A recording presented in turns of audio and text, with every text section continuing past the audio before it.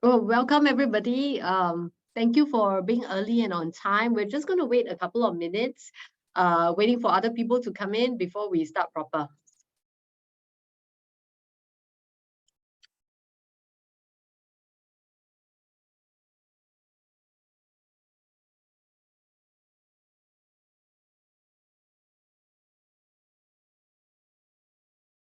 And meantime, we are going through the names of the people who have signed in. Just wanted to say hi to the people that we know.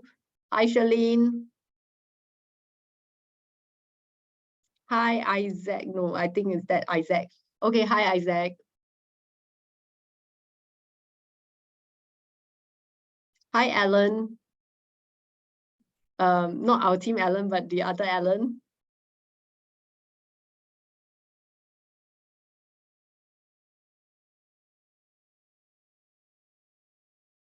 Hi, Ji-Heng.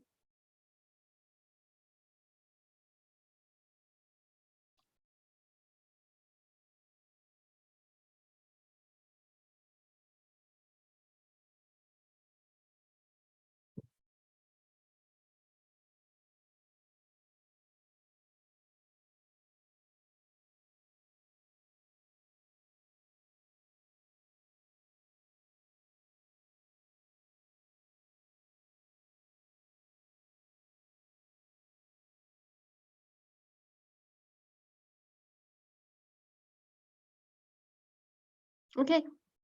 Hey, Charlene, are you ready to start? Yeah, I'm good. Hi, everyone. I'm Charlene. Okay, hi, a very good afternoon to everyone from IBF Careers Connect.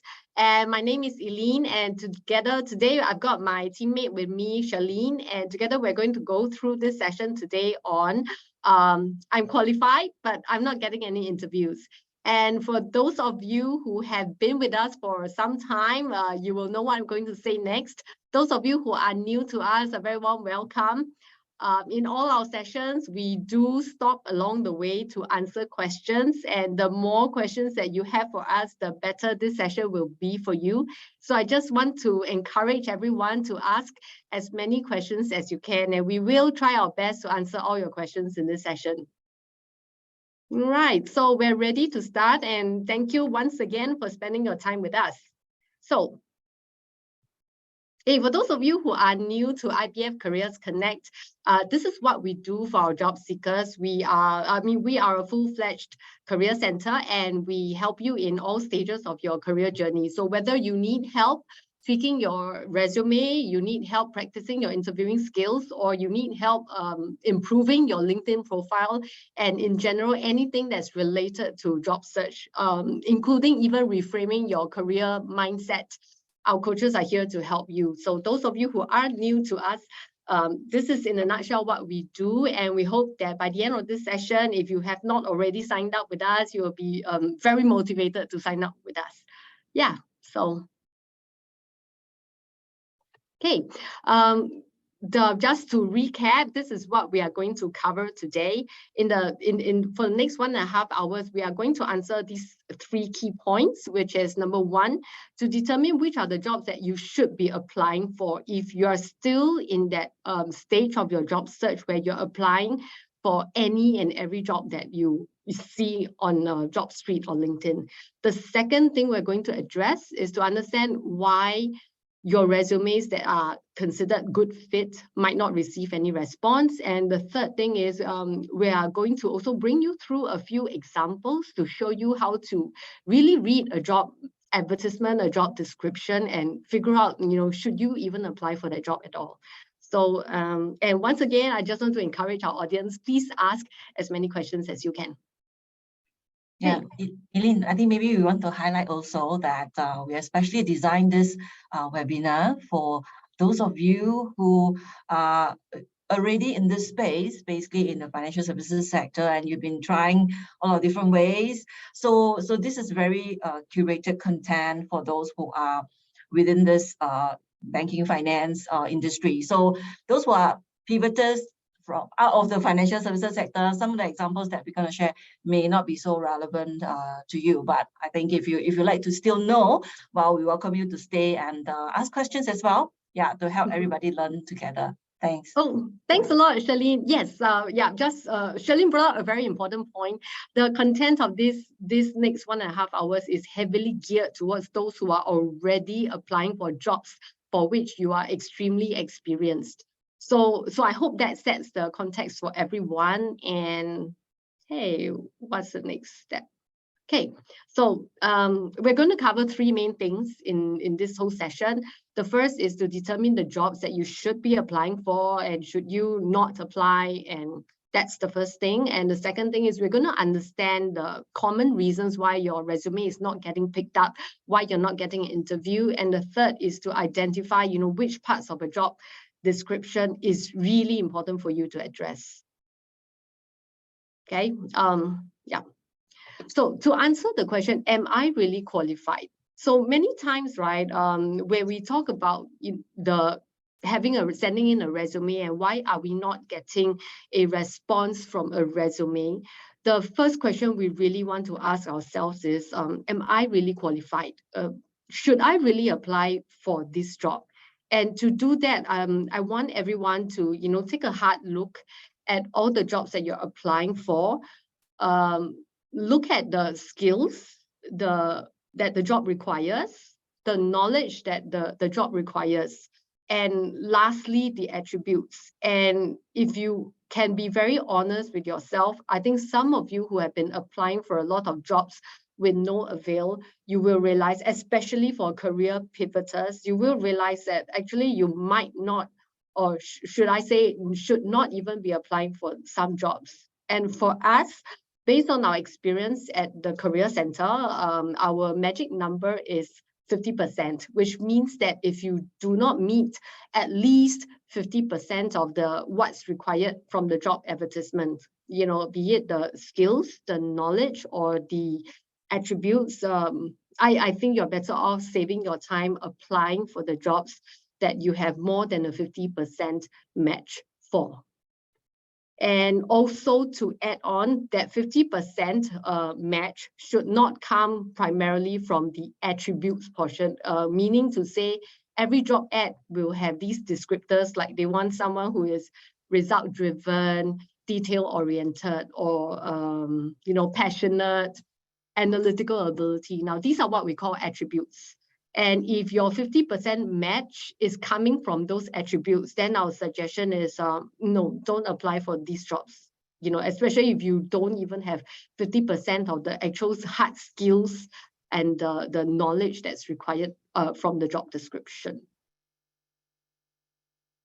Can you please, sorry, there's a question. Can you please switch on live transcript? Okay. I'm not sure. I'm going to trust our team to help us with that. Thank you for that. Yeah.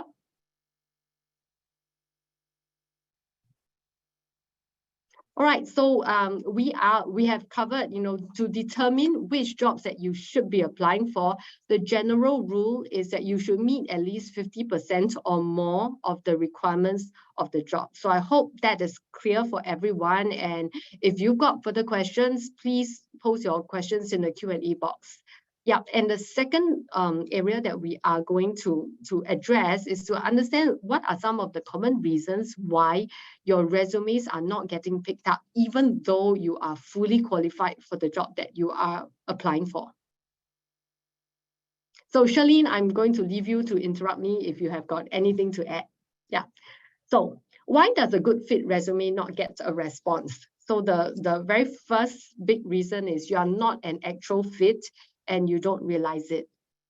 Now, this may sound very harsh, but I want to be very, very brutal in this area for you. We have got many people who come to us who feel that they can do a job, they can do something, they look at 10 job requirements and they say, no, these are things I can do. For example, I am very detail oriented. Yes, I can do that. But just bear in mind this, that if you can do the job, does not mean that you are actual fit for the job, does not mean that you're qualified for the job. And that's what we're talking about. Yeah. And what do we mean by this, right? So when we say you are you are a fit for that job, right? It means that you have got you've got actual experience and knowledge required for that job, and your experience and knowledge comes from past jobs that you have had, or anything that is outside that can be quantified and described within your resume. So I'm hoping this makes it very clear. And if you have I hope everyone is very clear on this point, that you're not, sometimes you may think that you are an actual fit, but you're not, and you don't realize it. And those of you who really need help, who think that, okay, I may have a blind spot for this, you can either approach your friends for help. And if not, feel free to approach our career advisors, who will be able to share with you whether or not you are an actual fit for a certain job. Yeah. Okay, so reason number 2, when you send in a good fit resume and you're not getting a response, the second reason that we have is that the job may not actually exist. So I'm going to go a bit slow on this, and I hope that you can listen up very clearly. So in the market nowadays, is our experience that many of our candidates have been getting what we call ghosted. They've been getting ghosted by recruiters or HR managers. And what this means is that typically someone from HR or talent acquisition or a recruiter may call you and ask you to attend a phone screening interview at very short notice. And by short notice, we are saying, hi, Charlene, I want to arrange an interview with you, a phone screen interview with you tomorrow, giving you less than 24 hours notice to attend a phone screen. So that's a red flag. And the second red flag is that the person who is calling you is not even based in Singapore. So that's the second red flag. And the third, so I would say there are a few red flags, yeah. And the third red flag is this person, whoever is calling you, who is has not even arranged for a very first interview with a company for you. And the first question to you during that, that call is, can I know your current pay? Or can I know your last drawn? Or can I know your expected salary? So these are the few red flags that I'd like everyone to take note of. If you have one or two or even all three of these red flags happening in a scenario, then the chances are very high that the job that you are being called for actually does not exist, meaning that they may not have a real job there, or the job exists, but the company in question has already identified someone to fill that job. And them calling you is not an indication that you are being considered for that job, but it's rather to help the company make up the numbers that they've actually called somebody and considered somebody else for that job. So I'm hoping that everybody gets this message. Yeah. Okay, I'm just trusting that everyone has been following me so far. Charlene, do you have anything? Maybe for some of us who are, not very sure whether we've been ghosted, right?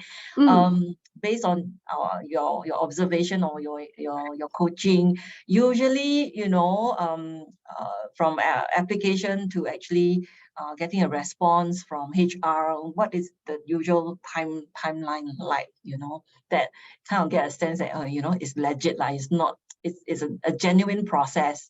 Like, is it about 1 week or so that an application would somewhat hear from the hiring firms, HR, things like that? So for me, okay, I'm going to ask Charlene to share your experience as well, because for me, getting it from the time that I apply for the job until the time I get a call, it can be anything from within 1 week to within 1 month. Some extreme cases, I have had cases where the person who saw the application, was interested, called the person up for an interview, then disappeared for 2 months, only to call the candidate up again, because that person who was interested in hiring them moved to another company and was still interested in the candidate. So that's happened before. And I would say the red flag that I was describing about just now is not the time between the application versus the interview date, but the time at the short notice at which I'm given to attending an interview. So it's like I'm being called up today to attend an interview tomorrow. This short notice is an extreme red flag. Yeah. And Charlene, do you want to share your own time frames? In your experience, what does it look like? Right. Mine actually, the spectrum is quite wide. 1 week is, of course, the usual. I have come across candidate who waited between 3 to 4 weeks for the HR to come back to them. Sometimes it's because the application volume is really high, or that that the application received maybe just a quick call, then after that then it's like silence for 3 weeks kind of thing. So sometimes need to be alert to some of these responses that you get for your application, like taking note of some of the ghosting red lights that you mentioned, but overall my observation is it can be anytime between 1 to 3 weeks, from the candidates that I have coached before. Thank you, Charlene. Oh, we actually have got some Q&As coming in, and to answer the first question, right, is, by the way, will the slides be given? No, the slides will not be given. So if you need to take screenshots of the slides that we're showing, feel free. And then the next question is, so this ghosting behavior is to satisfy MOM's criteria. The truth is that we are actually not sure. We are, and we don't have cold hard evidence to offer. What we are only sharing from you is based on the experience of many of our candidates who have been ghosted by recruiters. So, and this is what we are hoping to help everyone who's attending this webinar to be aware that sometimes when you are called up for this short notice and then you get ghosted, some of you might be feeling very rejected and then feel like, what's wrong with me? But sometimes the job actually doesn't exist, and it has nothing to do with how good you are. So yeah. You're right, Eileen. So like I'm just wondering, there are some candidates who told me, right, that they get also recruiters asking them for their salary range or their expected salary. So this is also is one area that also need to kind of keep a lookout, that it could be just information gathering kind of thing from the recruiter. Is it possible? Yeah, it is, and we call it fishing for information. So as a job seeker, right, you have to be aware that there is ghosting, because job seekers also ghost recruiters as well, and there is fishing for information. Yeah, so we have, I hope we have answered the first question, which is this to satisfy MOM's criteria? The truth is we do not have hard evidence to make this kind of but we are sharing this experience in the hopes of helping everyone to keep your spirits up high and not to feel unnecessary sense of rejection from ghosting behavior by recruiters. Yep. That they have considered many other candidates. So I have had many candidates who have been considered in this, who have been considered, answered a phone screen and got ghosted after that. So if it happens to you, just know that you're not alone. It's not something for you to, cry buckets over, but really just to say, okay, fine, if this is the way the market's working, I'm going to just let it be and move on. I think this is our greatest, But I mean, even though so far, we're sharing a lot of like our observation about being ghosted, and it seems to feel that, recruiters are all a bunch of black sheep, right? But definitely good ones out there.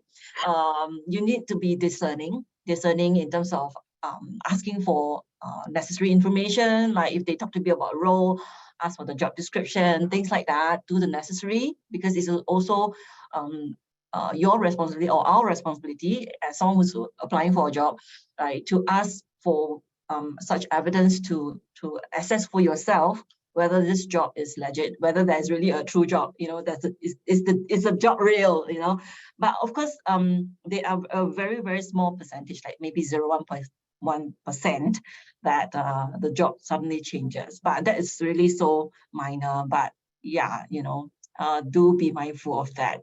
Okay, not all recruiters are bad, but you need to know all these so that you can at least be more aware and ask good questions when you next hear from a recruiter.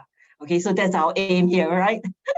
And really our aim here, right, is to help you, give you the positivity and the energy to move forward. Yeah. So when you encounter this, we just want, we're here to cheer you on. We're here to help you move forward and not get crippled by ghosting behaviors. Yeah. So the next question we have is 24 hours to notice, 24 hours notice to conduct a phone interview is a red flag. Yes, in our experience, 24 hours notice to conduct an interview is really a red flag. And this, I'm talking about I'm giving this candidate a call or an email, I'm just going to pretend Charlene is my candidate, right? And I'm calling her at 2 p.m. on a Thursday afternoon, asking her to attend a phone screen at 10 a.m. on the next day. Now, to us, that is really too short notice, and most legit job interviews do not happen like that. Yeah, so no, that's the point in time from the recruiter calling you to arrange the interview and giving you less than 24 hours to attend that interview. So it's not the time from submitting the application. Yeah. Yeah, this typically based on the experience when the candidates submit their application, say through a recruiter, and the recruiter tell you that you are selected and to arrange for your interview with the hiring manager, that takes time. On average, my observation is at least 2 weeks, because the hiring manager are really very busy people. It is impossible unless it's really you're so lucky you get an appointment, interview appointment the next week. But otherwise, usually it's about 2 weeks at least. Yeah. Yeah. Okay. Any particular industry that you observe high occurrence? No, we unable to comment on any other particular industry, but we are again sharing our experiences by our, the brave candidates who have gone on before you. Yeah. And then the next question. So we've got quite a lot of questions coming on. So I'm just going to answer them in order. Please provide guidance by answering expected salary asked in initial interview if the range is not aware, but candidate is open for negotiations. Okay, so there are two parts here. Almost always they will ask you for your current or last drawn. So that is something that you cannot run. I would say you sort of cannot run away from, but if you're really hesitant to answer them, you can ask, may I ask, how does that, what's the relevance of this question to my application for this job? Because like it or not, salary is almost always used as a filter for candidates. So the second part, the first part about last drawn or current, we've already done it, right? So the second thing is about expected salary. If it is you're very early on in the interview process, the best answer to give might be, from my point of view, I'm going to get Charlene to share your suggested answer, and then you can see two of us have got differences. Yeah. So I would just say I like to actually look at the entire package and who I'm working with before deciding, because at that point in the initial part of the interview, the job scope may be different from your last job scope. The package, the benefits, the medical insurance, the numbers of days leave, and all that, even work from home arrangements might be very different from your last drawn.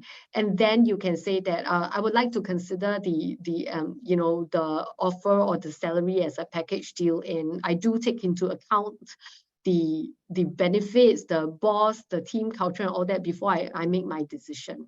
And of course, before answering that question, also have a good gauge of based on your job size, what the market is paying for your job size. Yeah. Okay, so I'm going to leave it to Charlene. If you've got anything different, a different perspective. Well, I think you've very nicely broadly summarized that. But I think for me, I would encourage that to really have a focus point when you face with such question, looking at specifically what draws you to the role, as in the kind of areas that you want to grow in this role, and answer it from the perspective of how this role could help you to grow, and that you are open to negotiation of overall package rather than going into the details of it, because a lot of time going to the details kind of derail our focus on what's important for us, that what attracts us to this opportunity with this firm. So I think from this perspective, perhaps it will better guide you to be able to answer this question. Yeah. Thank you, Shalene. Next question. So how do we avoid answering salary question? The best way, I think, is to try to delay it until you are much, much deeper in the process. You can always be honest and say, I think we're too early in the process to discuss salary matters now. And how to sense who is a real recruiter, who's ghosting, right? So the ghosting ones, I mean, I have had people call candidates before even arranging a first interview, really just receiving a resume and just calling, can I know what's your last drawn?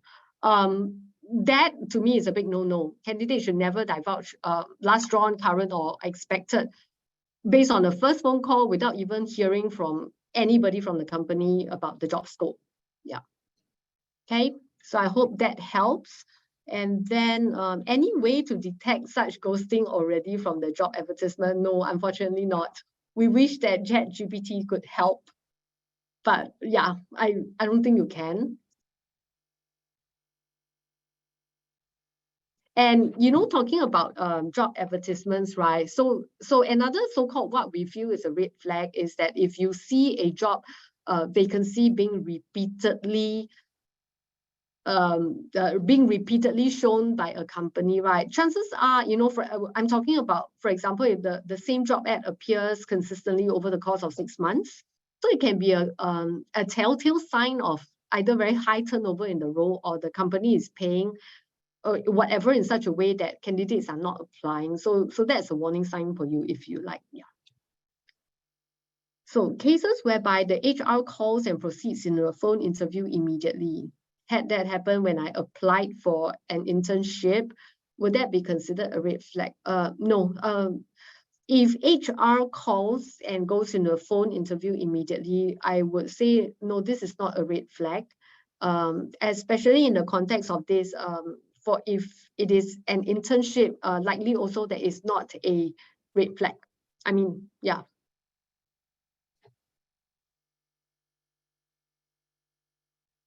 Okay, and what are the chances of being ghosted by company's director instead of HR or recruiting agents? How do we tell what's genuine and what's not?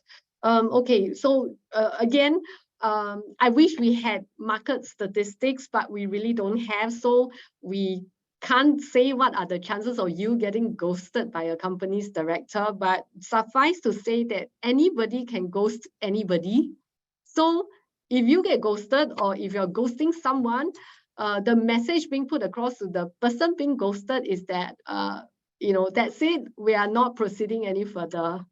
And our encouragement to you once again, right, is that even if ghosting happens to you, take it with a pinch of salt. Don't take this as a personal failure and move on. I think our key message is about moving on.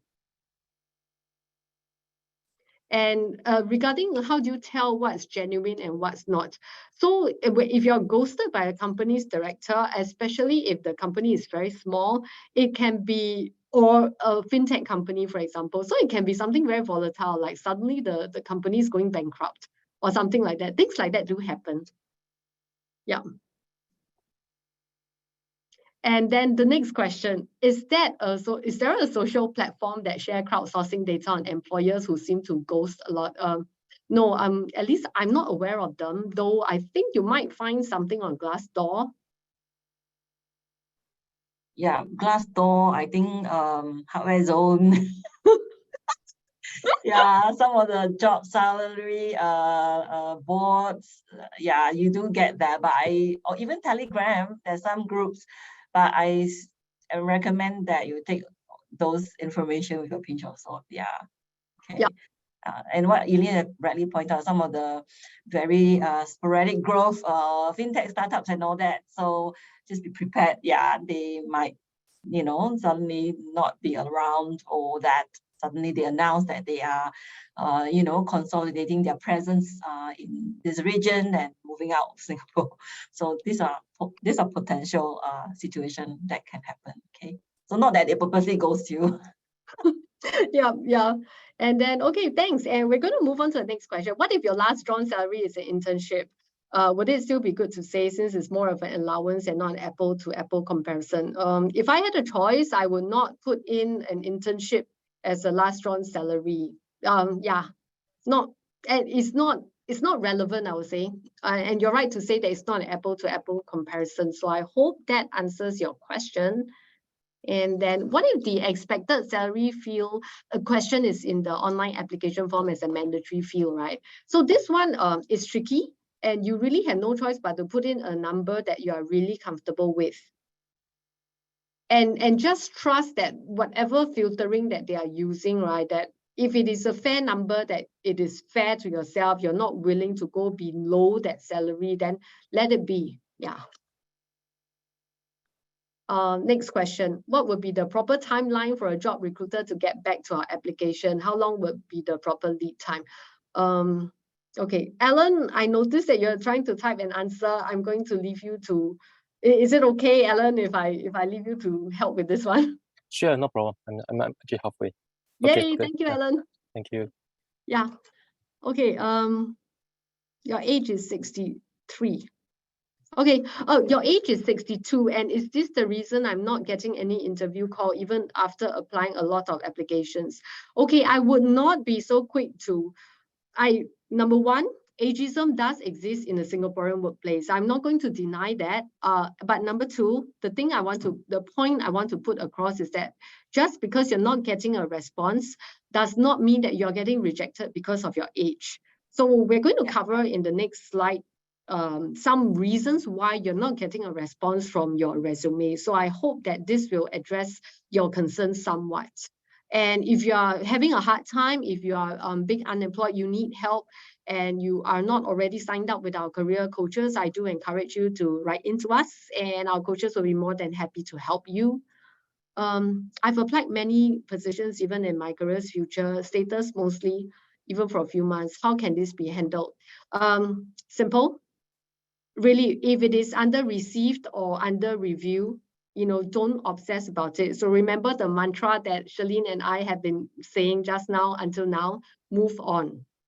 Just keep moving. Yeah, that's the best encouragement that we can offer. So try not to, in your job search, right? It's very easy to get obsessed by My Careers Future. Every day after breakfast, you tune in and look at whether people have picked up. And the truth is, employers who use My Careers Future, even after they have downloaded your CV, they may not update the status from received or under review.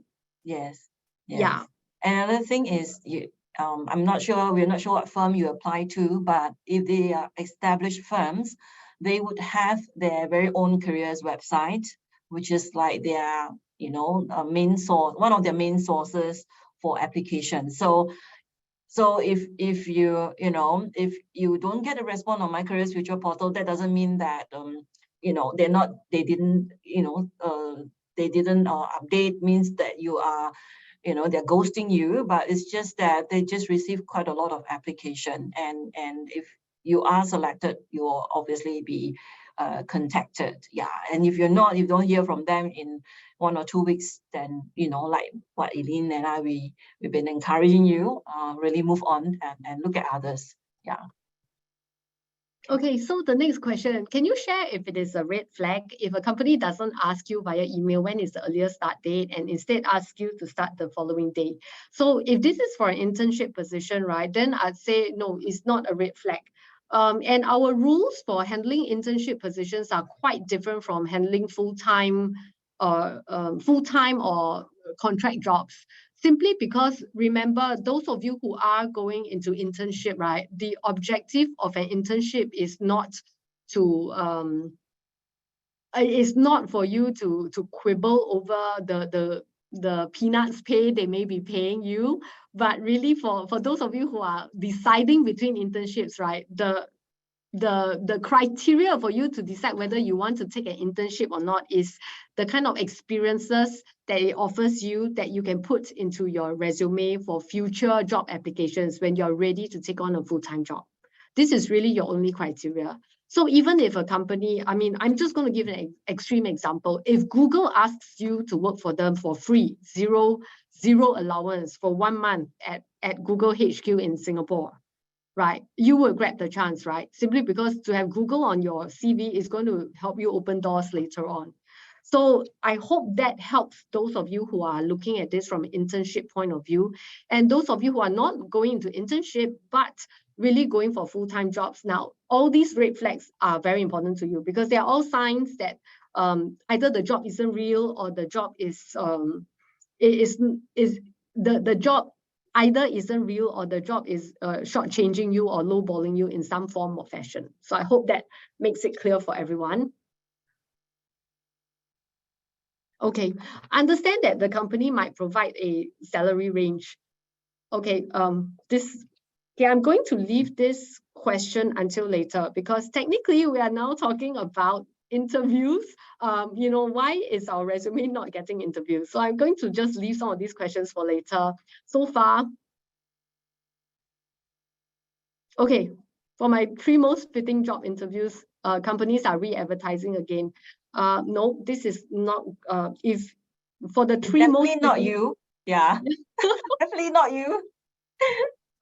No, I would classify this as not ghosting. If the company is re-advertising, they probably have not found you a fit for that position. And again, our job here is to help you to move on with no emotional baggage. So I would say if you are fit for a job, but you, for whatever reason, did not close the interview, then let's be brave about it to do some troubleshooting, hopefully with the help of a career advisor who will be able to help you do a post-mortem on your interview. What was there anything you said during the interview that could have, completely messed the interview up? And then let's move on from there. So I hope this helps. And then any estimates for the ratio of job applications sent to being called out for interview for fresh grads? No, no, yeah. We don't recommend going by the spray and pray method. Yeah, we don't. Yeah, we recommend that you be really focused on what you'll be most closest fit or potential for. Yeah, because if you go by volume, then you may receive some very funny response back, and yeah, it will distract you. But I mean, if you really just want volume, then yeah, it's your call. Okay. And Charlene, for the questions that we are not answering now, right, we can leave them in the open section, especially those related to interviews. Yeah. So we will try to answer once we have cleared everyone's questions. Yeah. Okay, how should we answer expected salary? Okay, this is technically an interview question, so we're going to leave it later. Is it advisable to give a higher expected salary? Fair enough. So again, the answer, I am assuming that you're all asking these questions on expected salary because you are going to put it on your resume. So generally, we are suggesting that you do not put any salary information on your resume, because rightfully companies and you should not be talking about resume until they have at least seen you, talked to you, and you have had the chance, the company has had the chance to assess you, you have had the chance to assess the job scope for yourself. So I'm going to park this aside. Charlene will leave them open in the open section and for us to answer later. How to tell the company I'm applying for? Okay, you can't tell. And the only way you can tell, I suggest, okay, I suggested Glassdoor, and Charlene suggested, what's that, Hardware Zone? Yeah, Hardware Zone and other job portals. Yeah, but I think yeah, maybe perhaps we can move. I mean, I really appreciate all the questions, and all about how to better prepare. And I think we are putting a little bit the horse before the cart. So maybe we can come back to what Eileen has actually taken a lot of heart to prepare for you guys. Maybe we can move on to the next part of this slide. Yes, okay. Before we move on, I just want to make sure that there are no urgent critical cases. Okay, those of you who have put we're good, right? So those of you who have put the questions in the chat, my teammates will try to answer, but if they're not answered, I will request you to put your questions in the Q&A section. Yeah, we want to make sure that we keep to the theme of this afternoon. And for those questions that we see a lot of interest on salary and all that, some of these areas really is really depending on your background, your fit, and all that. So it's very subjective, like tips for negotiating salary and all that. These are areas that we will try our best to answer, but we would like to come back to what we were talking about in terms of why your good fit resume doesn't get a response. Okay, right, guys? Thanks. Yep. Okay. Okay, this third section is where we're going to spend more time on. So we've covered three main reasons why your good fit resume doesn't get response. So reason number one, the one on the top, you're not actual fit. There's nothing you can do about it. Either you qualify for the job or you don't. So there's nothing much you can do about it. So move on. Second, if the job doesn't actually exist and you experience ghosting, so again, there's nothing else you can do about it. So our encouragement is dust the dust off your shoulders and move on. So this third area that we are going to talk about is what you can actually do something about. And this is where we're going to focus. Your fit, that means you actually fit the job very well. You can do what the job requires. You do have these skills and experience, and it's not apparent to the reader. And we'll talk about some of these things that can happen, okay? Okay, so again, encouragement, focus only on what you can change. Okay, your fit is not apparent to the reader. So we're going to look at the first one, which is what is best fit. Every HR talent acquisition person or hiring manager, when he or she looks at a resume, they are going to be looking for what we call the best fit. So if you're underqualified, if you don't have the fit, and there's someone else, if you have X percentage of the experience that's required and they have someone else higher than you, then you won't get called up. That's just the way it is, right? And the second bullet point is what we want to talk about, which means that you're overqualified. And this is really important for those of you who know that you can do a lower level job. But when you're VP level or SVP level, applying for associate level job or a lower job, in your CV, if you're not saying anything or explaining why you're applying for a lower level job, right, you won't get called up, even though you are more than able to do that job. Yeah, and this happens for technical roles, especially those of you who are technical team leads. You are a team leader, you've got team lead experience, and you can do all the coding, the programming, the tech support that your team can do. But what's happening, what's stopping you from getting those interviews is likely that you are already at a team lead level. The company is looking for someone at the hands-on level, and they're not willing to pay for someone who is overqualified in their hand. I mean, yeah, so that's what we're trying to put across. So bear in mind, there are ways to overcome this with either a cover letter or the way you're writing your resume and the way you are writing your LinkedIn profile. And if you need help, so once again, I'm making a page, come sign up with us. Yeah, and the third bullet under best fit is gaps and red flags not addressed. Meaning to say, if your last, the current year now is 2023, and if your last job shown on your CV was 2019, and there was no reason, there's no other text that describes what you've been doing from 2020 until 2023, chances are you're not going to get a call back. Or if in your CV, you have put in brackets every single job that you've had was, 3 months long, 6 months long, and you never explain what happened with those jobs, right? You're not likely to get a call back either. So that's what we call a red flag for the resume.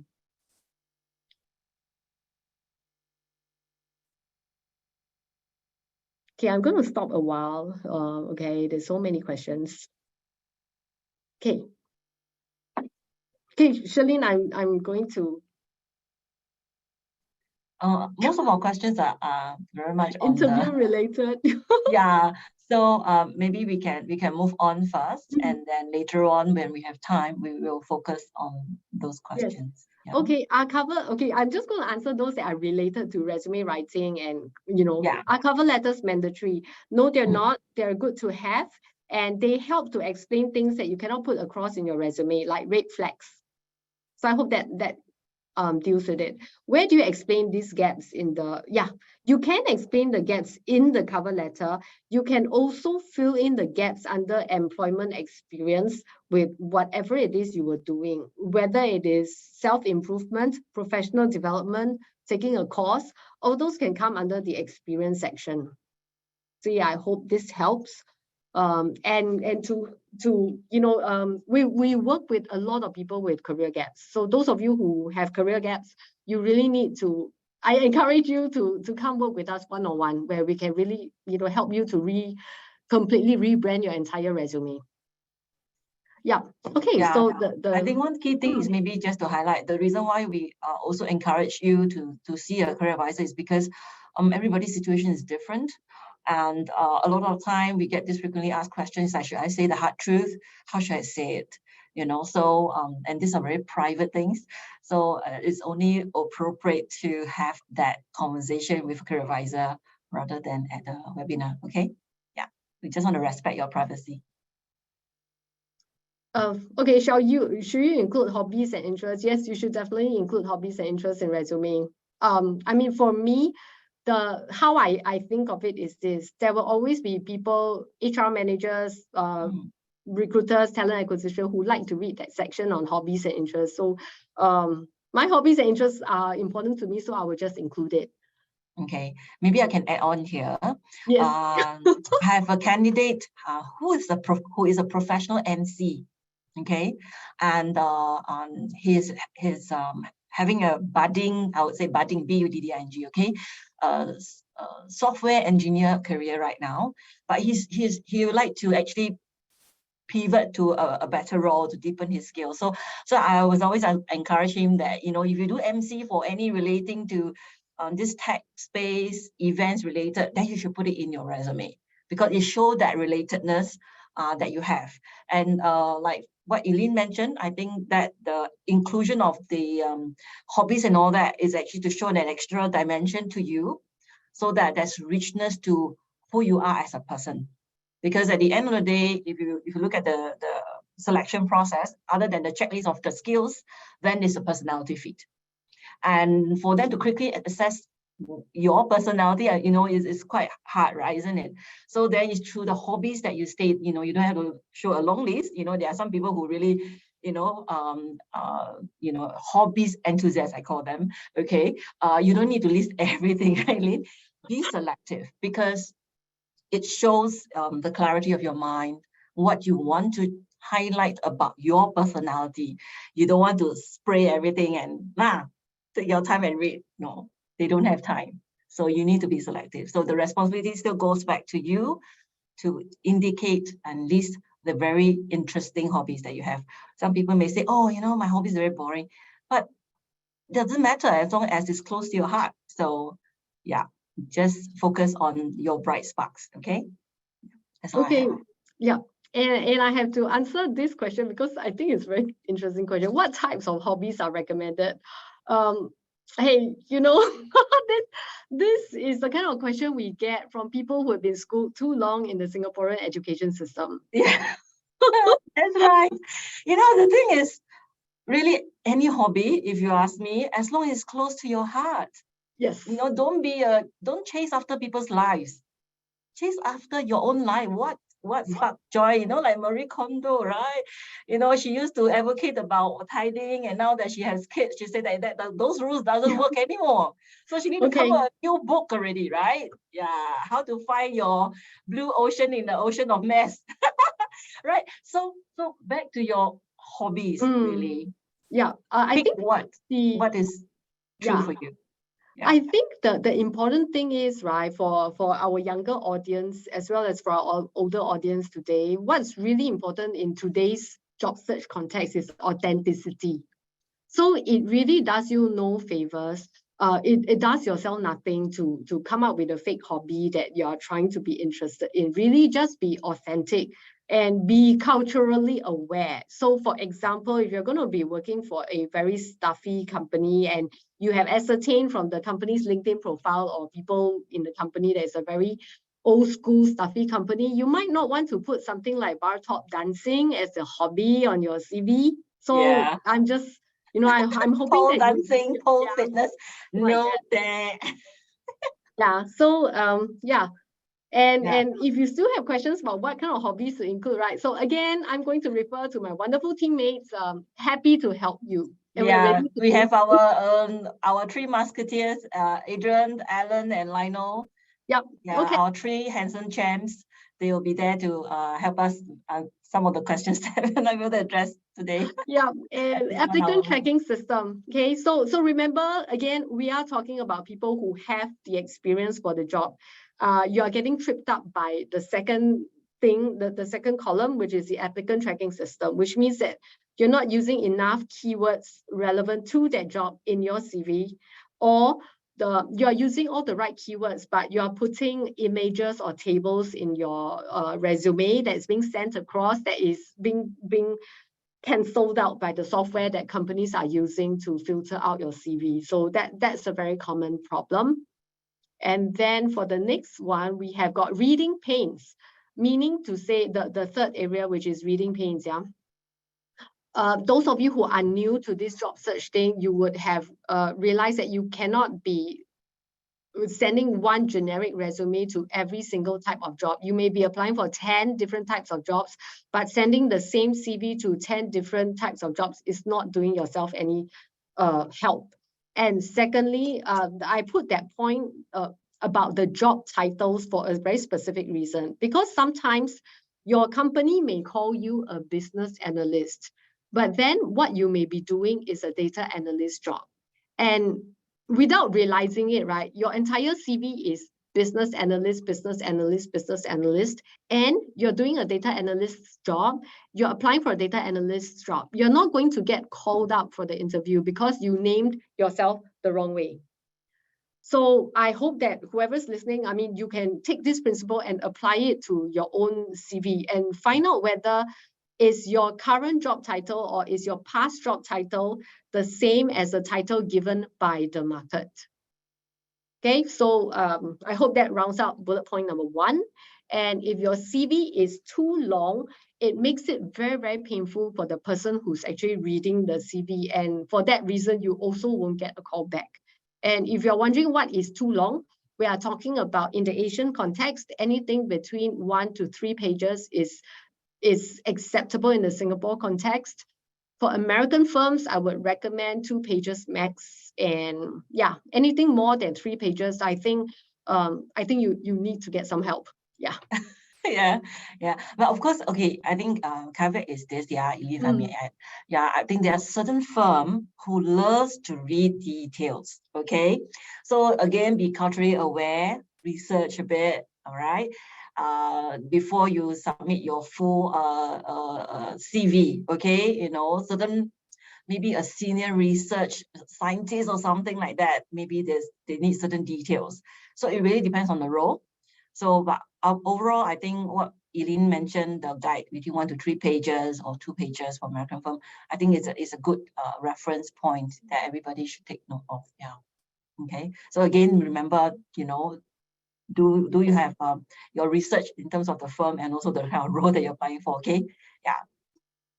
And the last thing that we have, right, for under reading pains is being too wordy. And by this, we mean those of you who may have been taught to use a lot of adjectives, you know, and for example, you know, a line that says result-oriented, goal-oriented, heavily driven, passionate, and detail-oriented financial controller with, you know, experience in then 10 different segments, you know, passionate about contributing to your company's bottom line or something. No, we're talking about that.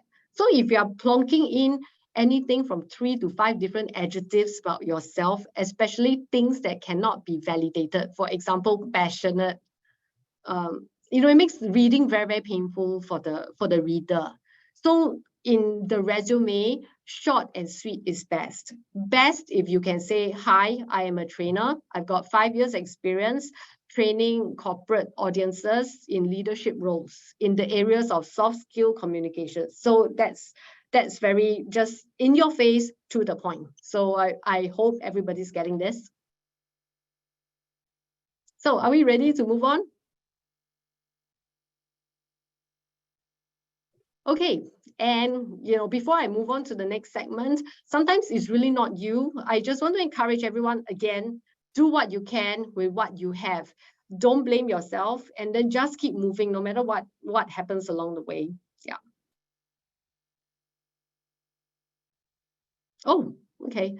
Can you provide some resume recommendations for fresh grads since we have little experience? Okay, this question has come from what I think is a fresh grad, right?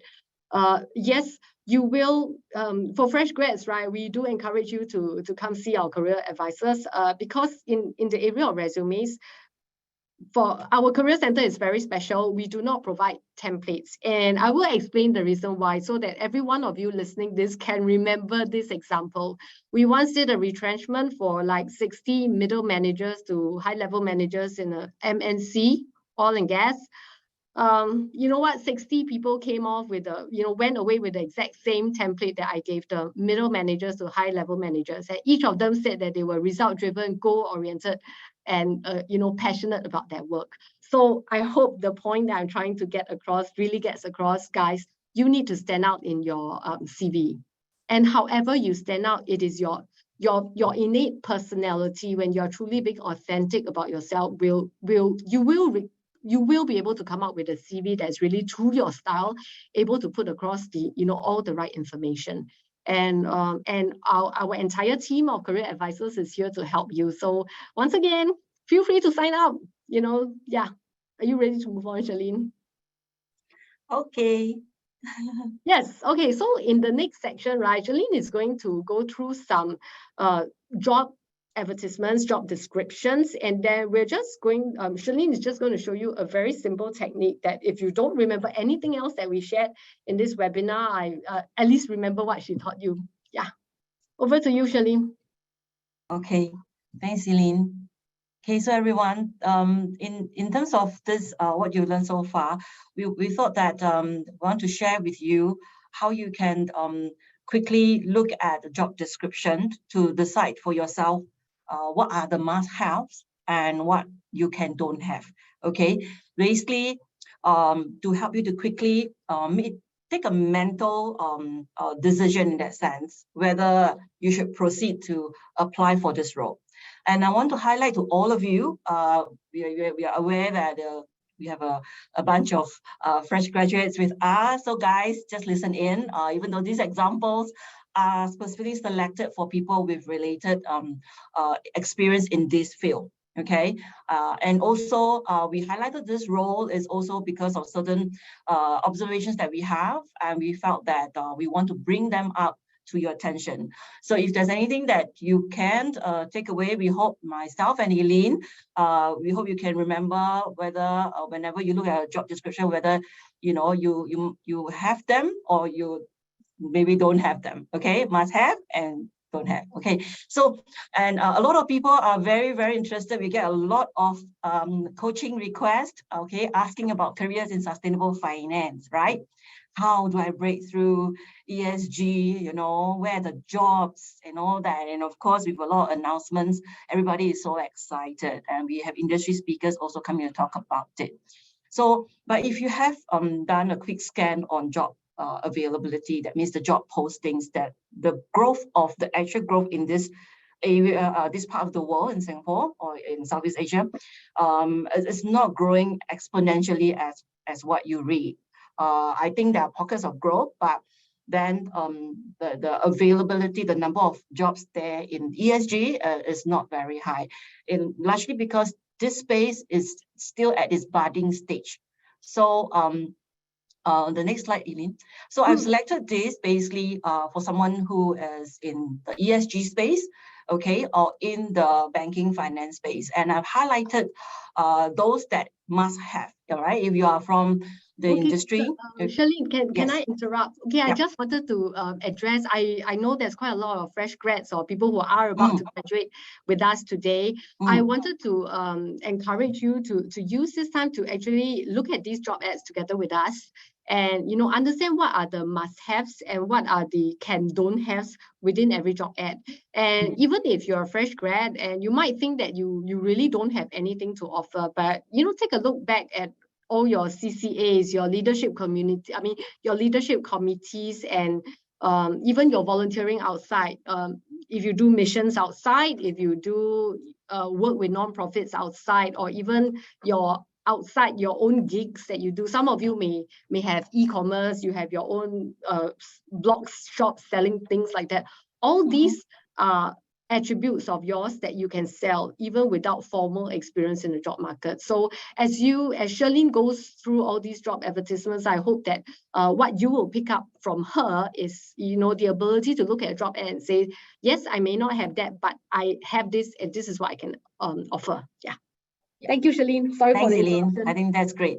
Yeah, thanks for adding that on for our fresh graduates participants today. Okay, so back to this job description. So what is must-haves in this role? ESG business analyst. So if you're in the industry, all right, for business analysts, you're very much involved with a lot of process improvements and all that. And for you to actually have ESG exposure, it's actually quite limited.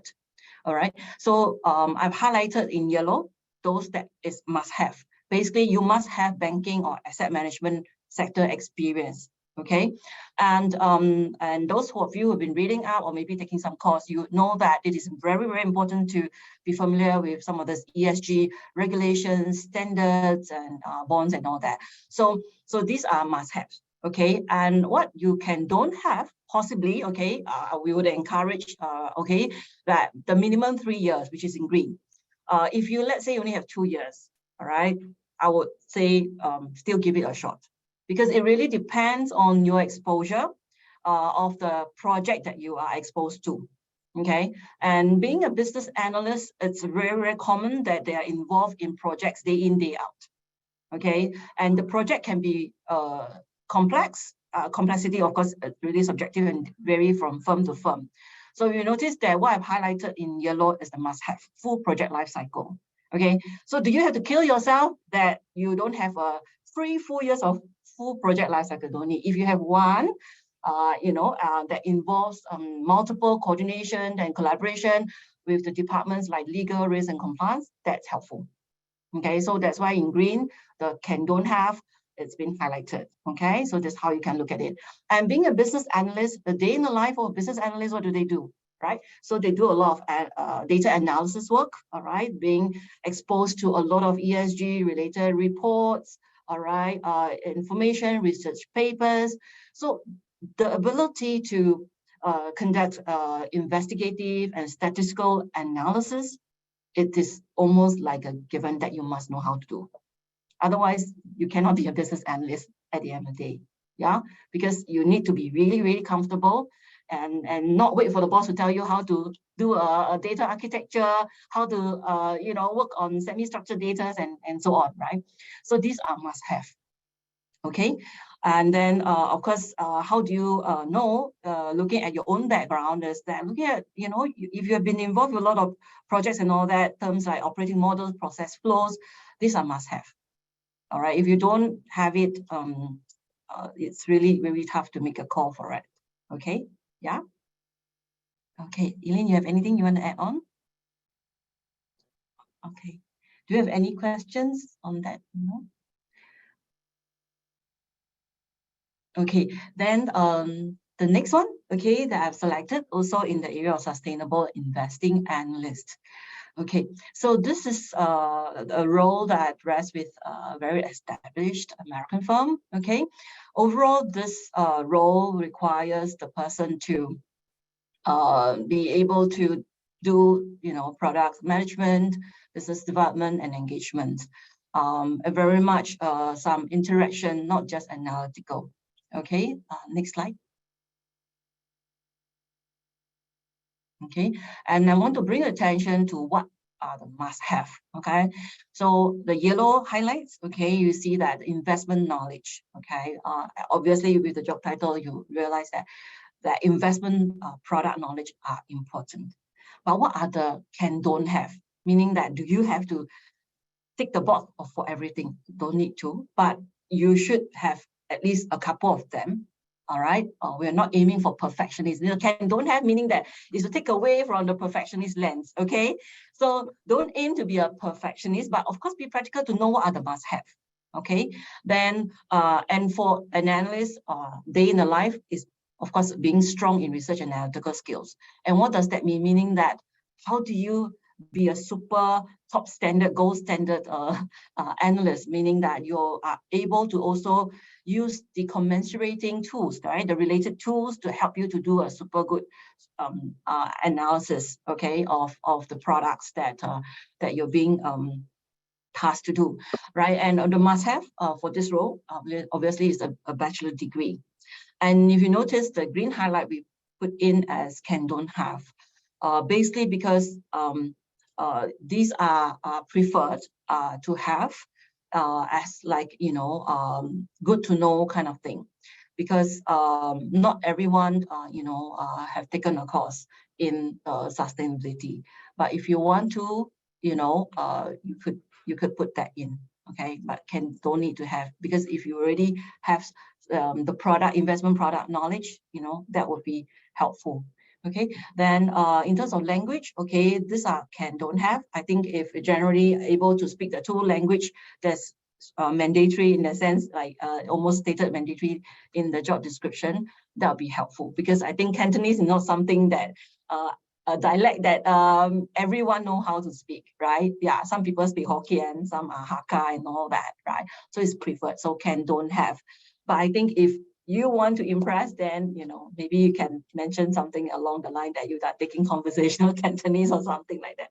Okay, but back to looking at the job description, really focus on what are the must-have. Okay, that is the first layer that when you look at the job description to assess for yourself whether this, you know, you are like the right fit for it. Then the second layer is can don't have. What are the requirements that, you know, you can don't need to have, but you can look at your own unique background to be able to boost your resume to apply for this kind of role. Yeah. Charlene, we have a question. How about number one, demonstrated knowledge and experience in sustainable investing? Yeah. Right. So because you are from the industry, all right, and if you come from a space where you have related experience in sustainable investing, you don't need to have that cert.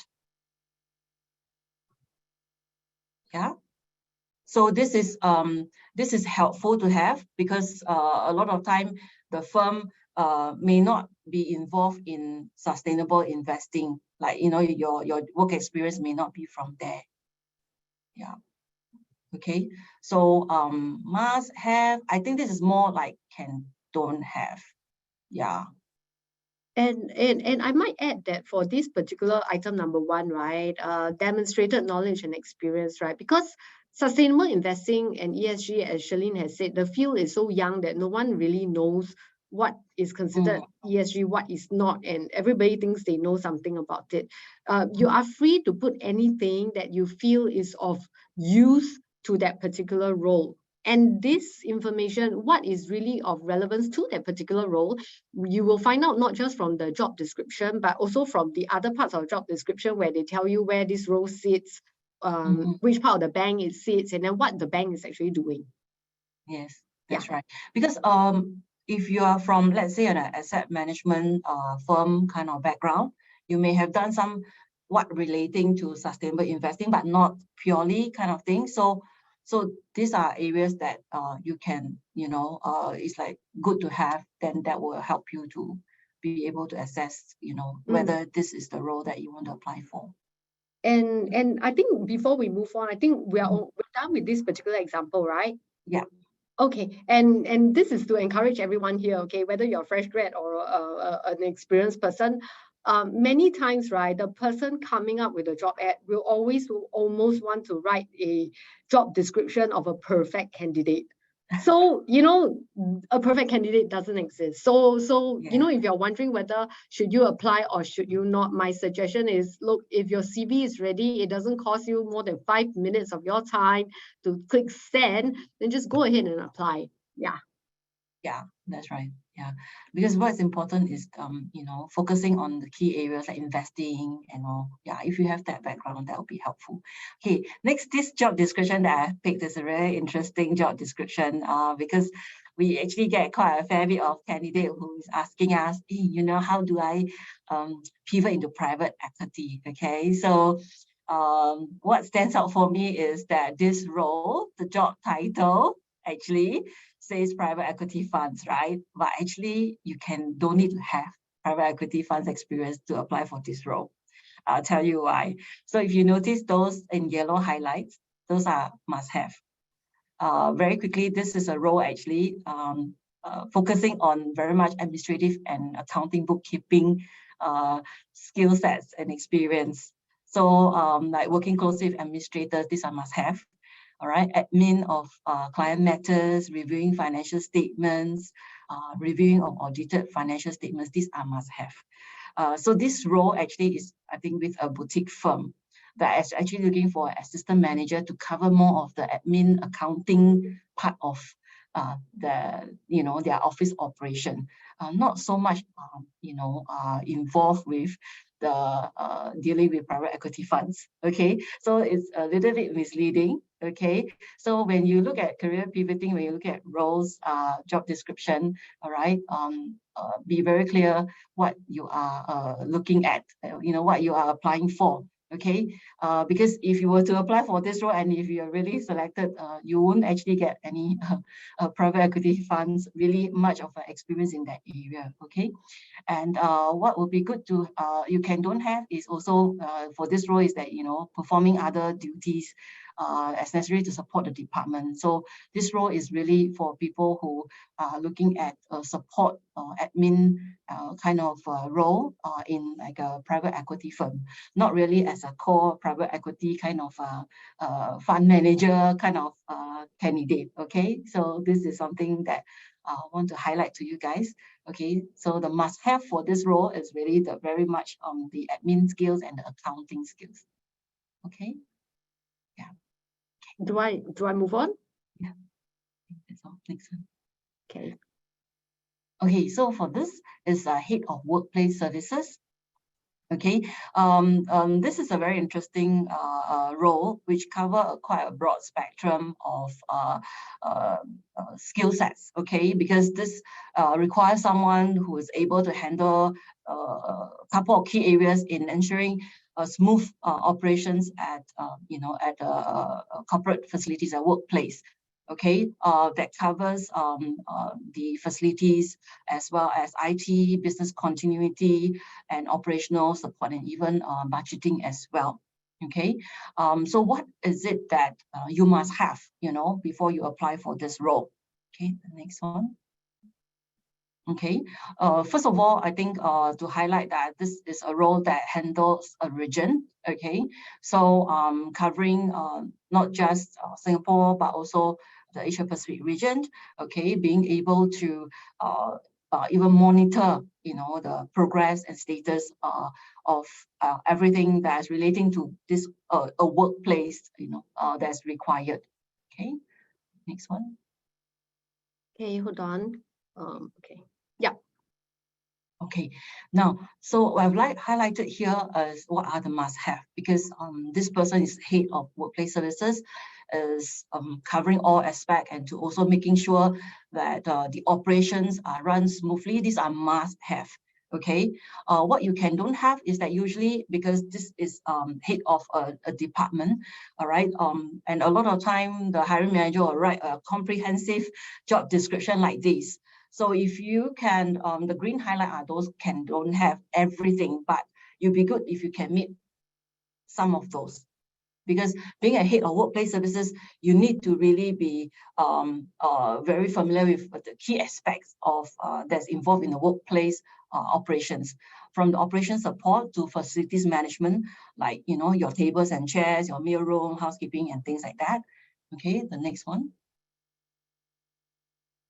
All right, business continuity, especially with COVID, a situation may change suddenly. So this head of workplace must know how to handle business continuity situations, okay, and the planning and the management of it. all right, travel management, these are must-have, sustainability, health and safety, all right, budget financial management, because that involves expenses and all that you're in charge of for the region. So these are must-have, all right. And of course, if you look at yourself in terms of if you are from similar background, then you need to assess then what are the that you don't have, because everybody come from different corporate environment. You know, BCP and firm, American firm may be different from another American firm example. So you need to look at you know, your background, all right, and be able to beef up.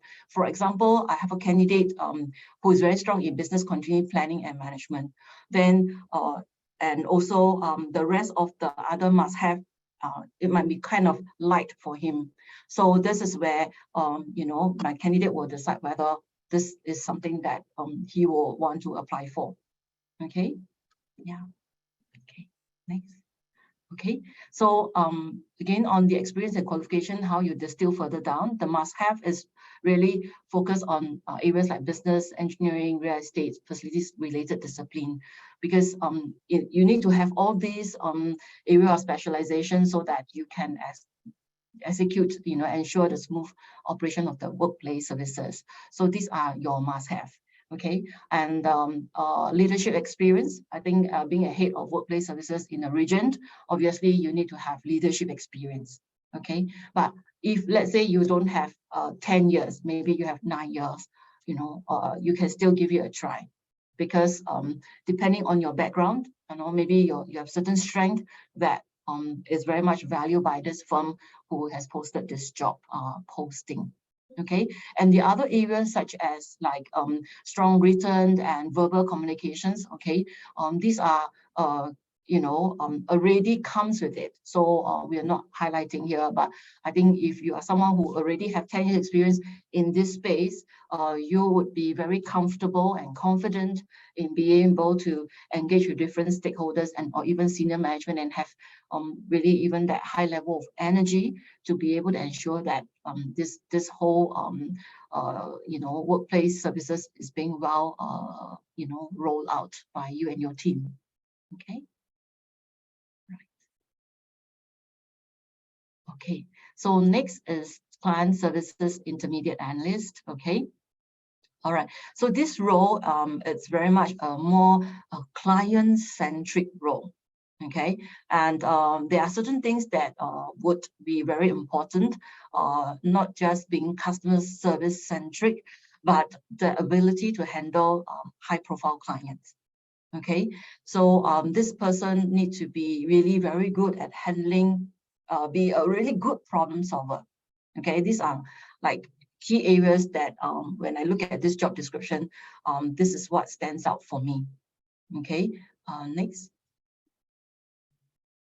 All right, and what are the must-have? Okay, so we really know this is a customer service centric role. Okay, meaning that being for financial institutions, you almost need to be ready to be on standby for your clients, and these are all like high net worth clients, for example.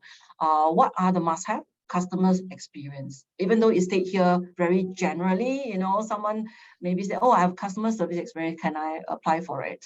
So if you read the job description, that the earlier page that I showed earlier on, you'll notice that you need to focus more on your ability to handle customers who are high net worth clients, because these are, you know, like the blue chip clients. And what are the can don't have?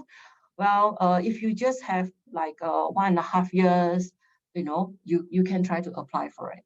Okay, and when they state 2 to 5 years, even if you have more, you can still try to apply for it, you know, because you need to show that that 5 years, if you're 5 years, you only have 1 year handling premium clients and all that, you know, you can try to apply for it. So that's why we highlighted here that, you know, can don't have.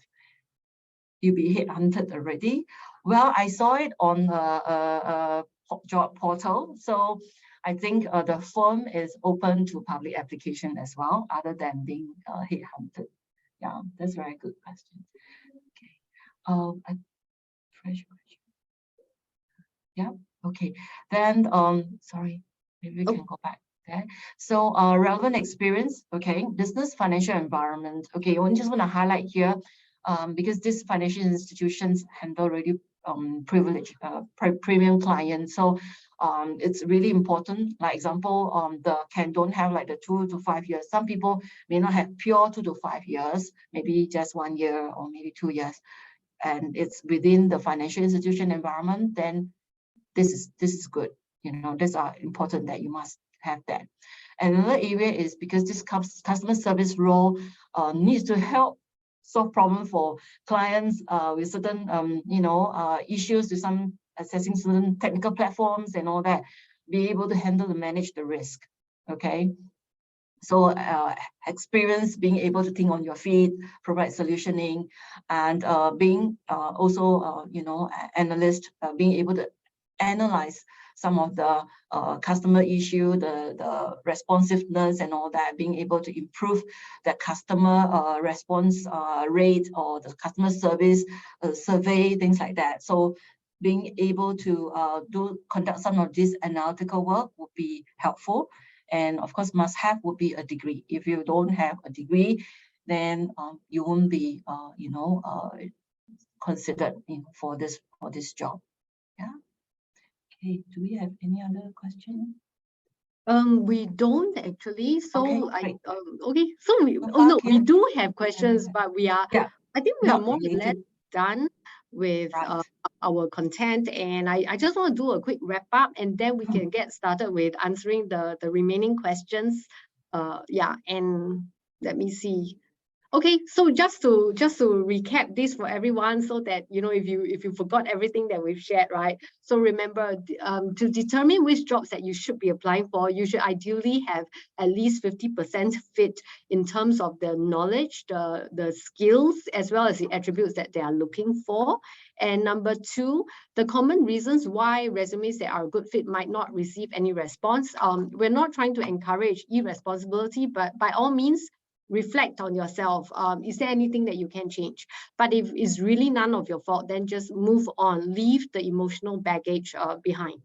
Yeah, and then the third thing that Charlene has covered, I hope that even if you don't remember any of the job ads, you will remember the must have and the can don't haves. I mean, if that's all you remember, I think that's good enough, because what we want to impart to you is the ability to suss out what is really the must have and the can don't haves within the job ads itself. Yeah, so with that, do you want? We will run a poll, and for those of you around, please help us to answer the poll. Yeah, and I cannot launch the poll. Okay, yeah. All right, I'll launch the poll. We need your help to give us some feedback on what has been useful, were there any takeaways that it's meaningful for you? All right, and are there any other topics that that you like to us to cover for future sessions? Yeah. Yeah, and okay, so we'll tackle the longest question. Okay, the thing is us fresh grads that get the short end of the stick, because many firms across the financial sector are not hiring. Bulge bracket banks, middle market banks, buy-side firms, they have interned that, they do not have the headcount. Okay, so that's the that's a market reality that we can't change at the moment. So how do we stand out when job application requirements is we require a candidate to have at least 2 years of working experience in any of the following areas, right? So the thing is, in this kind of situation, if you are essentially competing with the people who already had that 2 years of experience. So apart from standing out by virtue of whatever the banks are looking for, there is nothing much that you can do. And what do I mean by that? So many times, right, in these areas, in fact, across the whole banking sector, when a fresh grad with zero experience is competing against someone with 2 years experience in the field, for example. So the first area of relevance the fresh grad will be able to offer would be the field of study, right? If you have majored in that particular major that the bank is requiring, that's already your plus point. Secondly, if you can have some sort of a portfolio that supports whatever it is that you are applying for. So for example, if you are into data analyst, a portfolio would be helpful, and you would already have a presence on GitHub or Kaggle or something like that, right? And the third area is that if and let's assume that you're a fresh grad, you're applying for, say, for example, a technical position, a programming position. Now, those you don't need to have any experience, because I'm told that the firms nowadays hiring for technical positions have you do coding on the spot. So there's really nothing much you can do on that. And then the one last thing that every fresh grad can showcase within your CV is really not just your academic results. That's one thing, right? But the life that you have outside of your resume. So that's why we were talking about our hobbies just now. Hobbies, everything for the fresh grads who are with us today, I'd like you to remember this thing called the behind principle, which means that everything that you do on your CV says something about you, the person that is behind that CV. So your hobbies will show a lot about whether you have an extroverted personality, whether you are adventure or risk-taking personality. Some of these personalities are important attributes for the banks. So that's one thing. And the kind of activities that you spend time in outside. So within school itself, you would have volunteered for, leadership positions in this committee, that committee, Interact Club. So that's another example of things that you can put in. If you've done mission trips, altruistic endeavors, that goes into your CV as well. Yeah. So I hope this helps. And for the fresh grads, and just another piece of wisdom that I had to learn the hard way, and many of my teammates also had to learn the hard way. When we came out to school, our parents told us things like, just get into an engineering job, this engineering is going to be the future. Now, 20 years later, engineering is really out. So my little tip for everyone who's listening to this, right? Your parents, with all due respect to parents, may give you some advice, but understand that you are graduating into a world with a lot more ambiguity than your parents are accustomed to. So, the future is yours, the world is your oyster, and you are free to forge a path that, you know best for yourself. And of course, as from beginning until now, I've said, right, please feel free to come and approach any one of us. We are here to help you with the experiences of many people who have gone before you.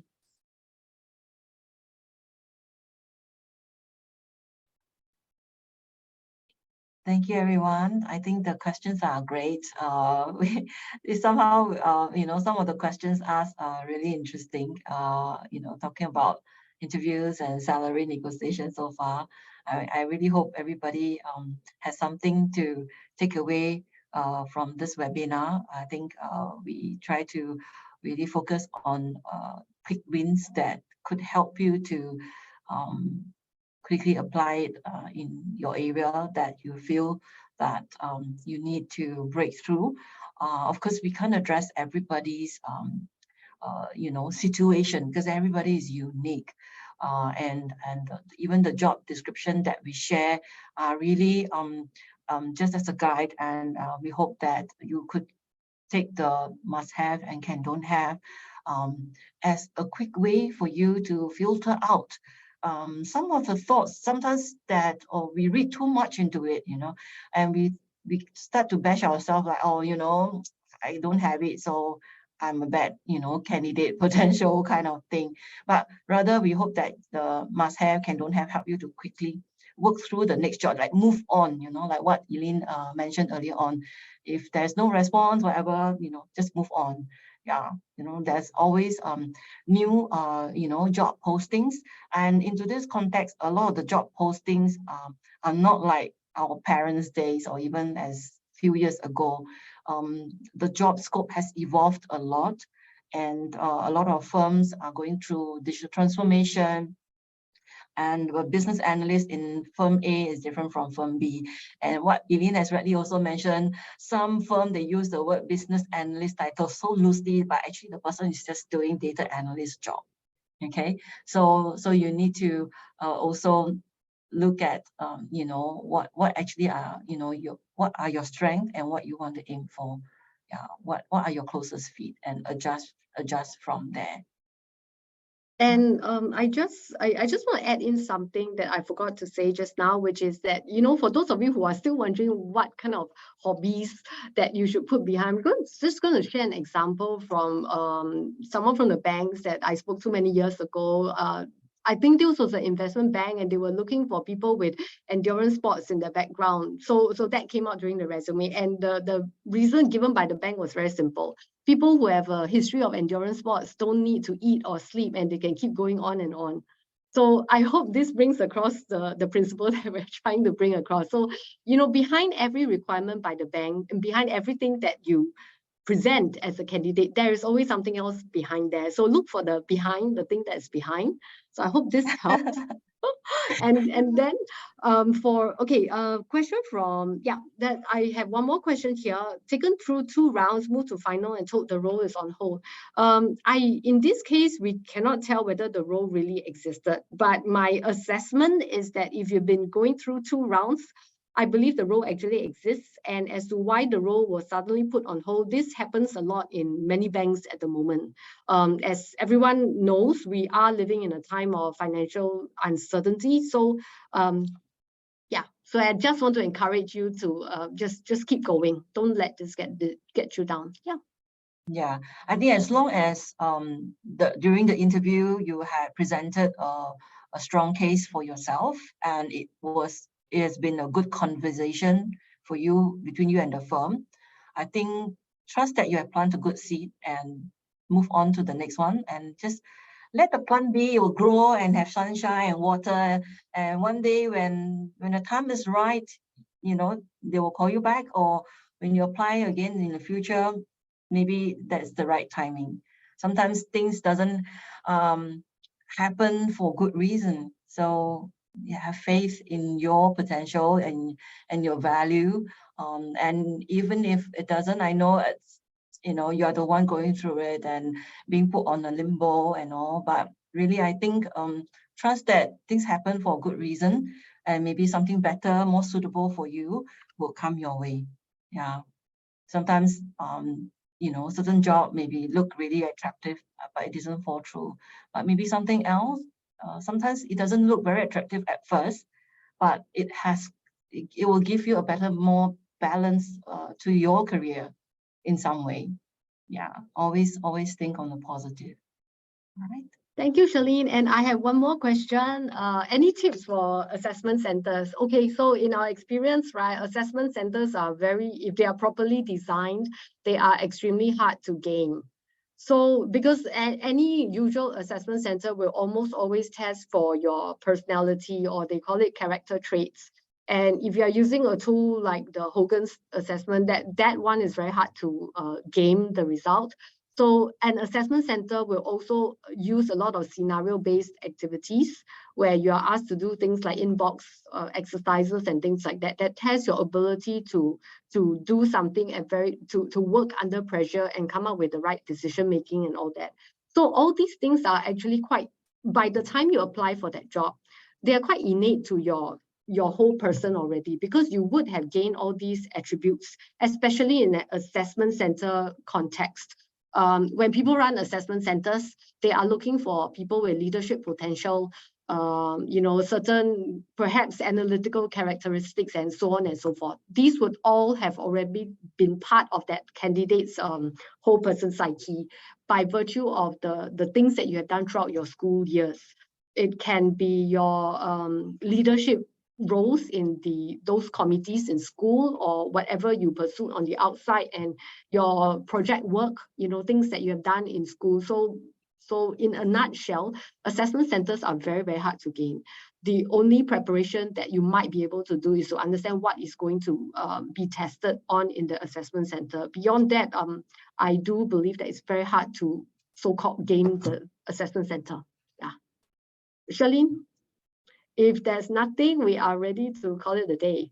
Yeah, I'm good. Thank you, everybody. I think really welcome, and thank you, everybody, for the questions. I think we also have good learning, and as we share with you.